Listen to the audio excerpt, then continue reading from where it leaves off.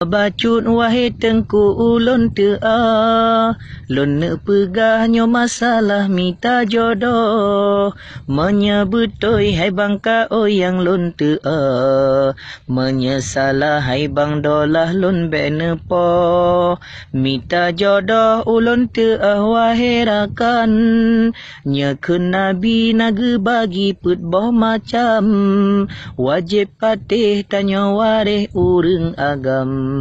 Bek salah pilih abih penglam keh ule momang. Butoi hana salah, butoi hana salah, butoi cupo nabun ngan kapia.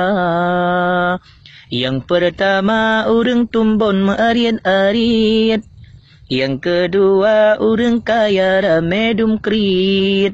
Teman ke leboh gute mulit ulit, teman ke pet urang pijut mahapit-hapit. Salahana butoi, salahana butoi, salah-salah abang dolah ngan bangka oi. Yang pertama nyan agama tak perhati, sinya darah hana galak sok leweli.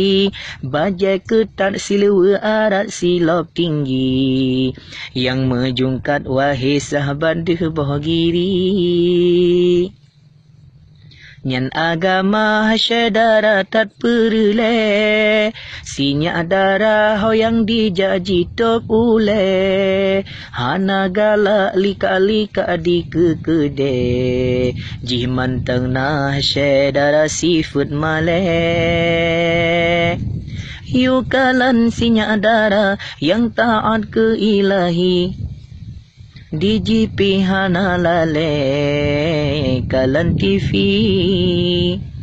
Yang kedua keturunan wahai abi, geyu kalan sifat ayah dengan ummi.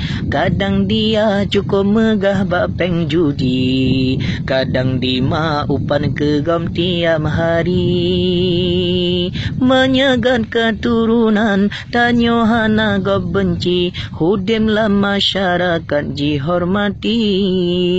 Teman keleh kamu tente baju tari, o panjang ke yang bi o mirah bibi. Lain urang, lain inang, lain tari, na yang laga putih muka hitam gaki. Kan tari dengan budak, kan laga dengan Kelly, tapi yang geyu mita yang alami. Nyatanya perumah laga, data jahana gengsi, data melika-lika, aruh tapuwa kembali.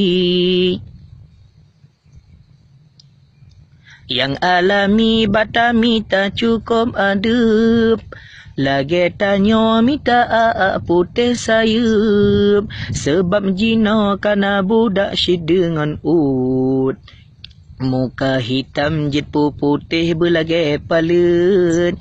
Teman kepet harta bacut wahai rakan, bener patih wahai polim nyan adranyan.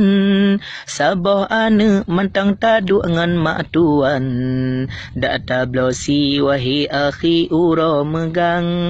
Kepet getanyo kaya tapi susah pikiran, walaupun hana kaya hodim senang. Kepe adalah kebe tak kawan-kawan, tanyo payah ihlam mak megang. Harta benda hasyadara bandum tinggai, hana tabah hana ta salam kuburan. Yang nataba apapun sikra ijagafan, baje sutra lewe pasha bandum tinggai. Nyan pet bohnya wahai rakan hadis Nabi, betapa teh dunggu tanya muda-mudi mekawin gob kawin tanya wahai akhi. Leh mekawin mebancut pihana arti. So yang kalau melih menikah kaget sambung laju sunnah Rasulullah sallallahu alaihi wasallam.